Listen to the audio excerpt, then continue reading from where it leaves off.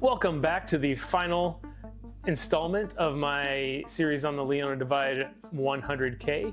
Today I'm going to talk about what went right and, more importantly, kind of what went wrong with the race last weekend. Now, I will have a long form version of the race recap coming down the road, but that's going to take a little while to put together. So this is more of a rapid recap and kind of talk about how the day went. So with that, let's get into it. The plan for the day as far as nutrition and hydration was about 75 grams of carbs per hour and between 1 liter and 1.5 liters of water per hour. Knew if it got a little warm, might have to go a little bit higher on the hydration and then, supplement with some carbs, some electrolyte tabs, that sort of thing. So that was the plan going into the race, and I mostly stuck to it until some things went sideways. I'll get into that and actually talk about what I think happened and how I'm going to kind of remedy that down the road. So the Leona Divide 100K starts in Lake Hughes. It's one of the KH races, always fantastic. Great volunteers, great aid stations. Also want to just take a minute to say thank you to anybody who said hi to me on the course. It was a huge pick-me-up to get some shout outs on the course, especially a couple times when I was feeling pretty low. So thank you for that. So beginning of the race started out great. The weather was pretty fantastic. Race started at 6:30, which was about sunrise, so didn't need a headlamp to start it. We started about a 2.5 mile climb up on a dirt road, which was pretty decent grade, not too steep, so I was able to kind of run, hike, walk that, and it actually went by pretty quickly. From there, we pretty much jumped on the PCT. All right, about 6 miles in on the PCT, feeling good, still early. The course pretty much was a big climb, a big drop, aid station at the bottom, climb up, drop down, aid station, climb up, drop down, aid station. Kind of just repeated that all day long. The plan was for Kyle to meet me at the first aid station and the second aid station.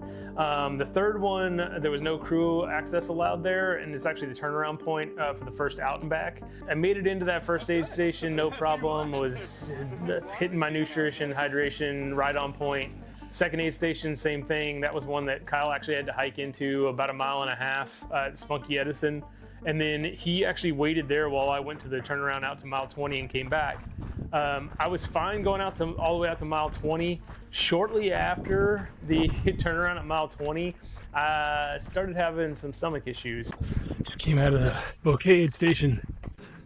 Got a big climb up ahead, and I forgot to get ice. I had to kind of nurse my stomach a little bit, and as I was making the climb, probably about halfway up that climb coming out of the 20-mile aid station, I almost stepped on a rattlesnake.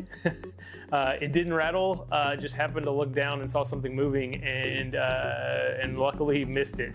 I ran past that one, and probably not even 1/2 mile later, there was another snake. It wasn't a rattlesnake, but at this point I wasn't feeling that great, and I definitely yelled at the snake. Almost finished this climb, and then got a 2-mile drop back down to the Spunky Edison aid station. Finished that climb, dropped back down to Spunky Edison aid station, and I was not feeling great. Kyle could see it on my face. We did what we could. I got some calories in, started the next climb, and took some electrolyte tabs. And shortly after that, I actually sort of bounced back a little bit. Well, I have no idea what changed, but I'm actually feeling pretty decent. So I'm kind of cruising down this hill, trying to force feed myself. I met him at the next aid station and was actually feeling better there at San Fran. Took a few minutes there to get some additional hydration in and some additional calories. The original plan was Kyle was gonna meet me at the next aid station and jump in and pace the last 30-ish miles, but he was so low, so we had to kind of change the script a little bit. He ended up going to the next aid station to meet me there, but he didn't jump into pace. He had to drive the truck back to the start finish and then run into the following aid station where he jumped in and was able to pace me for the last 22. So time to get back to the start line, get everything ready, and then Go about 2 miles on foot or so over to the Lake Hughes Aid Station. Coming into that section before Kyle picked up Kyle, was starting to feel a little bit better. Long descent down into that aid station, which was great from a pacing perspective, but I also in the back of my mind knew that was my last climb of the day, was to go back up that thing. So it was definitely haunting me a little bit, and was not looking forward to that, but made it into the Lake Hughes Aid Station. Kind of sat down, regrouped.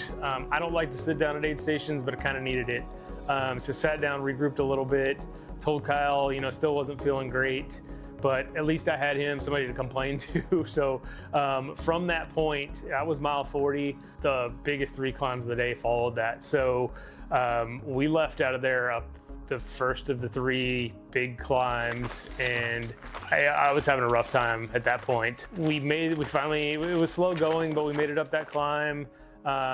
Started leveling out a little bit, and I could see the road off to the right that we were going to descend down to the aid station and the turnaround point.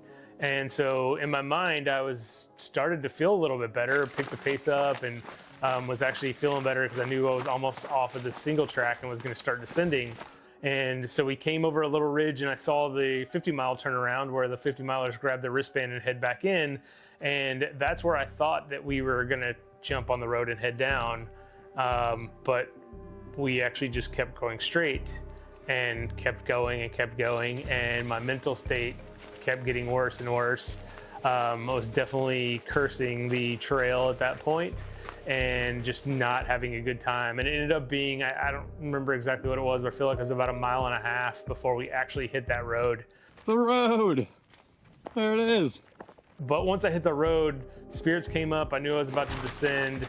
It was super non-technical. I mean, the whole day was pretty non-technical, at least from what I'm used to, but that was just a nice smooth graded road.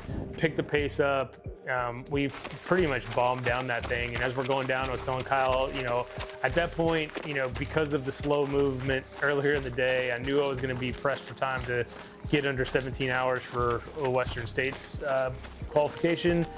So I told Kyle, I was like, when we get down to that aid station, I was like, we got to be in and out of there. I can't stick around. So we got down there, got my fluids refilled, grabbed some calories, and we started hiking back up, and I immediately started dry heaving.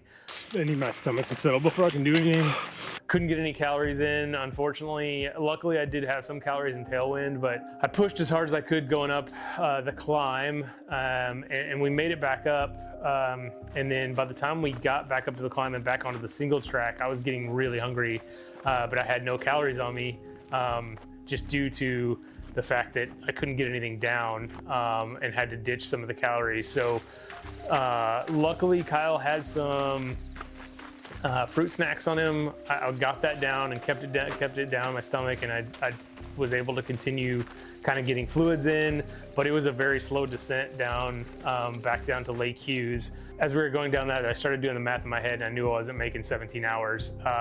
Kyle continued to try to cheer me on and stay positive, but I'd done the math. I knew I needed a certain amount of time from Lake Hughes to get into the finish. Well, I was already past that, and we hadn't even made the aid station yet. So I started slowing down just mentally, because I was like, why push myself if I'm not going to make it? But we rolled into Lake Hughes. I ate a Snickers and had a Red Bull and got some water and some other fluids. And some other hydration, and we started up that climb, and the calories must have kicked in, and maybe the caffeine, but started feeling good, and was doing a lot of power hiking, and eventually toward the top started actually running some of that long, like 4-mile climb back up, and had a brief moment where I thought maybe I could push and have enough time to try and just hammer the downhill to get in under 17 hours, but just couldn't make enough progress. So we made it up. We'd been following a headlamp for miles, but once we turned onto that road to make the final descent, I just started pushing and running, and caught the first headlamp, saw some more, picked it up, caught those, and just continued picking people off as I descended down. I mean, I was hammering, or at least my hammering, not that fast in the grand scheme of things, but we were definitely throwing down sub 10-minute miles at mile 60, 61. Made that long descent, hammered it in, and finished Ended up finishing in about 17 hours and 40 minutes, which is a new personal worst for me. So, you know, got that going. But yeah, got the finish. You know, I've got another shot at my Western States qualifier later in the year, so I wasn't going to stress too much about it.